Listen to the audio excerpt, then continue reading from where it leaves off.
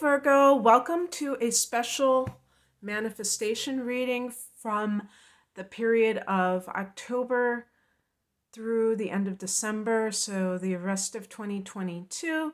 It's Raina here, and this is something I've done before where I've done multiple months if I'm doing like a specialty reading. So let's just see, manifestation can mean anything that is one of your dreams in life, and it might be that you're initiating something. It might not be that it comes to fruition at this time, but even manifesting a desire, manifesting a sense of purpose, all of those things can apply, or a relationship. Okay, so I will explain how. Well. This is the card that I associate with the conscious co-creator. So here we have it. Okay. And I'll explain each position as I, when I show each card, or whatever you call it, as I get to each card.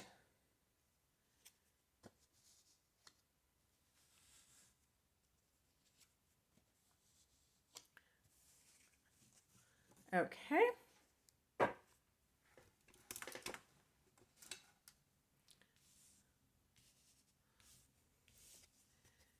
So what is it that you want to manifest, or what are the things that you feel like you would like to do to accomplish those dreams of yours? The Magician card is about conscious co-creation. Co-creation meaning that you're not deluded enough to think that you are just alone in the universe and there's nobody else there.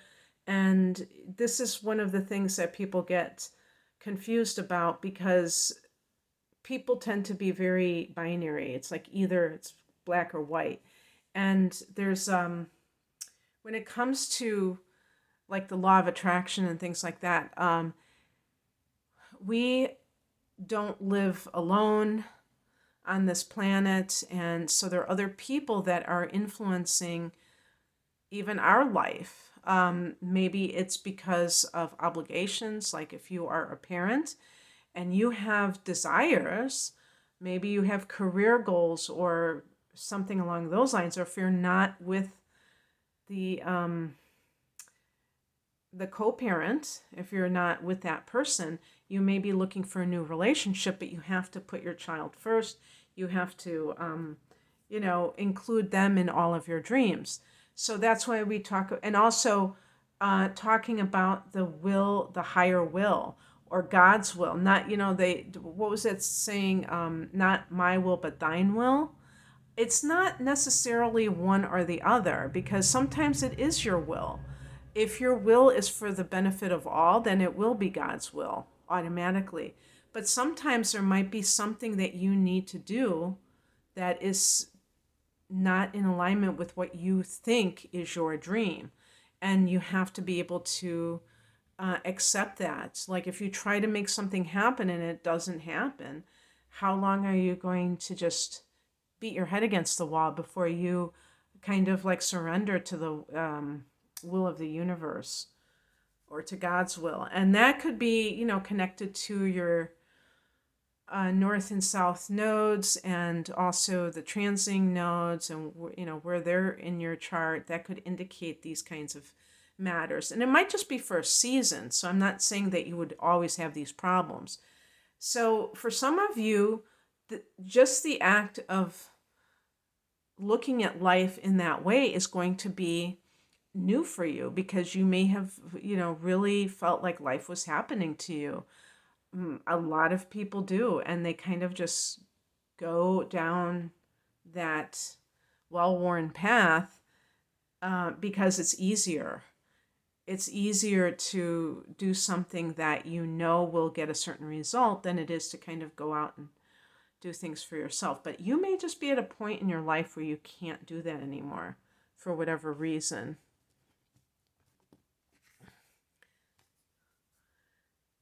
And this can give more insight into that. The Page of Cups. Page of Cups, this can be, there's like a little fish peeking from the cup. This is connected to Pisces, and I was going to bring up Pisces, your opposite sign.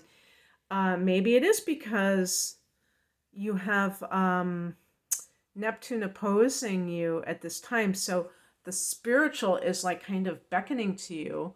And if you've been living that typical earth sign existence, that's very much about what is tangible in life, sometimes people are having spiritual awakenings and they have to acknowledge that life isn't what they thought it was, or they can't just keep clinging to the 3D reality. And also, the Page of Cups can be a child. It can be, so those two cards can be creating a child. If this is something that you want to do at this point and you've made up your mind that this is something that you want to conceive a child, this can be a very life-changing decision. Or even a creative project. It doesn't have to be like a baby, a physical baby, a human baby. It could be a spiritual project, a spiritual business, or like an artistic project or spiritual business. And you realize that you want to do this yourself. You may already be connected to something in that vein. So for instance, Virgo rules the 6th house of health, so it's not beyond the pale to think of a Virgo person actually being in the health care field, but you may have migrated into something more spiritual, or you want to, and you realize that you have to initiate something to do that. We have 2 cards on, kind of maybe things to consider, tips, that sort of thing. One of them is the Knight of Swords. And this is somebody who is more outspoken in life. And why would that be of benefit? Well, if you're facing opposition or you're afraid of rocking the boat, if you are, let's say you're coupled with someone and you're afraid that they will balk at you wanting to start your own business, for instance, you have to be able to stand in your truth, stand in your own, being able to speak your mind, speak your truth, and having that sense of sovereignty that you can communicate to another person. Because sometimes it's not that people are trying to keep us from being happy or accomplishing our dreams. They just fear for the uncertainty of things, and that is what creates the conflict.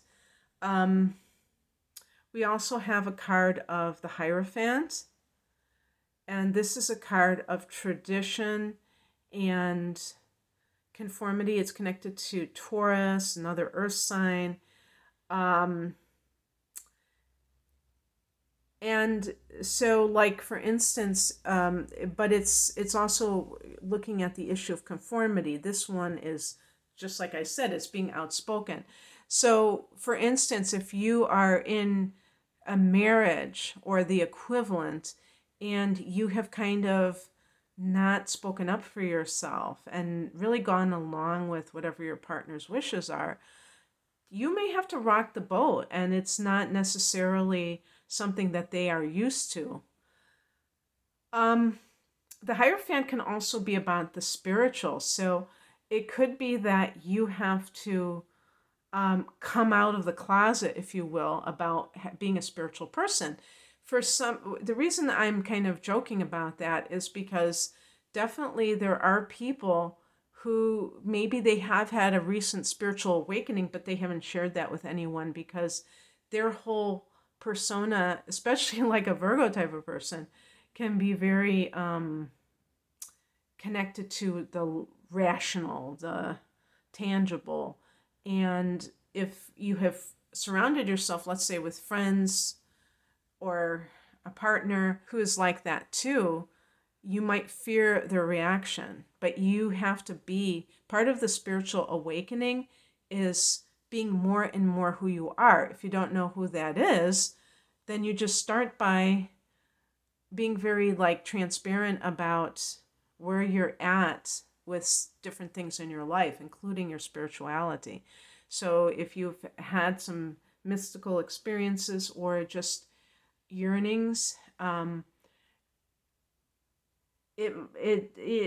obviously, it depends on the situation and the context and everything, but you might be hiding certain things, and we are organic beings. We're not just like compartmentalized and everything just fits. I know a Virgo person would think so. I have the moon in Virgo, and I know that the Virgo energy likes to is into filing. So you can even file people, places, and things into certain categories and try to keep them separate. But it doesn't really work because we, especially if we're talking about consciousness, and that's what a spiritual awakening is. It's not just this. I mean, there might be things in your physical life that are changing, but ultimately it's about your consciousness, and you can't just keep dumbing down to appeal to other people, because that would be very and you may even feel that kind of like that chasm, that divide between you and others, because you don't feel like you're on the same page anymore. That has been something that I have heard over and over again in the past few years, because there has been quite a mass awakening, people like more souls awakening recently because of what happened 2020. That was a catalyst, ironically, because probably what it was intended to do was do the exact opposite, but it doesn't work that way. We are multidimensional beings, so nobody can try to control us on every level. It's like the soul is always is seeking expansion, in my opinion. So it is what it is, it just happens to be that way. So anyway, what's coming in is the Queen of Swords. So again, this may be a time when you're going to have to steel yourself to some level. The Queen indicates the emotions are still activated. So this is not like the King of Swords where it's very, very detached. There still is compassion, but there may be a need to cut off certain people, or there may be habits in your own life that you're going to need to cut off in order to get where you want to go. I always think of the Hierophant also as working in a corporate environment, because or that whatever it is, I mean the corporate culture where they want to get their workers, their employees to adopt a certain mentality, but it's really, a lot of people can't stomach that, especially after they've had a spiritual awakening, because they can just see that being a conformist is so opposite where they're at energetically that they just can't do it. So really having to make those tough decisions. And I think of the Queen of Swords as somebody who's been through the mill and is, maybe a little bit jaded, because there's that sense of other people, how they have treated you, or events unfolding the way that they have, but there's still that desire to be a healer to others by your actions. What you do affects other people, but it can inspire other people. Like even if you left a relationship that, because I feel like Page of Cups, that can be something to do with love, and maybe you feel like you want to bring love into your life, but you have to let go of something. The Hierophant can be a marriage, and maybe you were trying to fit yourself into this mold, of the, you know, suburbanite with 2.5 children and all that, and it just wasn't you. If that's what somebody wants and they're really aligned with it, that's one thing. But if they're not, that's when it gets painful. And so you may have to let go with love. And then we have the outcome, the King of Cups. I mean, if this is an individual, this can be a mature water sign male. Cancer, Pisces, or Scorpio, which the water element is harmonious with your earth element. And this can also be a spiritual mentor, like a teacher or a or even like a therapist. And this person may be the bridge between your old life and your new life. So some kind of a healer, or even like a priest or pastor that you are going to. But I feel like with the Hierophant and the King of Cups, it's like going from that traditional background to something that's maybe more open-ended. Okay, that's what I have for you, Virgo. I hope that this resonated.